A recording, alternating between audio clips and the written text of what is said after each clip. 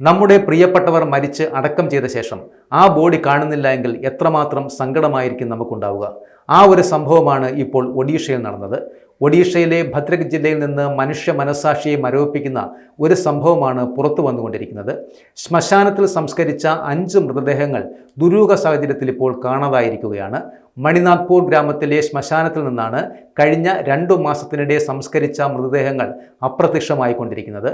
ഖഗേശ്വർ, സമൽ, ഹതബന്ധു, ബഹൂരിയ, കാർത്തിക് നായക്, സരസ്വതി ബെഹ്റ, കലന്തി ബെഹ്റ എന്നിവരുടെ മൃതദേഹങ്ങളാണ് കല്ലറകൾ തകർത്ത നിലയിൽ ഇപ്പോൾ കാണാതായിരിക്കുന്നത്.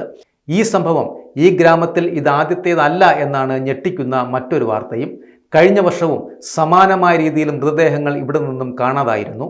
സംസ്കരിച്ച് ദിവസങ്ങൾക്കുള്ളിൽ തന്നെ കല്ലറകൾ തുറന്ന് മൃതദേഹങ്ങൾ കടത്തിക്കൊണ്ടുപോകുന്നതിന് പിന്നിൽ വൻ സംഘങ്ങൾ ഉണ്ടെന്നാണ് നാട്ടുകാർ ഇപ്പോൾ ആരോപിക്കുന്നത്.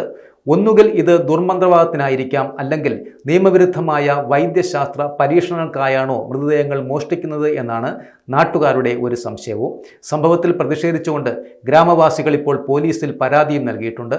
മൃതദേഹങ്ങൾക്ക് പോലും സുരക്ഷിതത്വമില്ലാത്ത അവസ്ഥയാണെന്നാണ് ഇപ്പോൾ നാട്ടുകാരുടെ പരക്കെയുള്ള ആക്ഷേപവും. ഭദ്രക് SP മനോജ് റൌട്ടിന്റെ നിർദ്ദേശപ്രകാരം ഫണ്ടാരി പാഖാരി പോലീസ് കേസെടുത്ത് അന്വേഷണം ആരംഭിച്ചിരിക്കുകയാണ്. ശാസ്ത്രീയ പരിശോധനകൾക്കായി ഫോറൻസിക് വിദഗ്ധരും സ്ഥലത്തെത്തിയിട്ടുണ്ട്. കുറ്റക്കാർക്കെതിരെ കർശന നടപടി സ്വീകരിക്കണമെന്ന് അധികൃതർ ഉറപ്പും നൽകിയിട്ടുണ്ട്.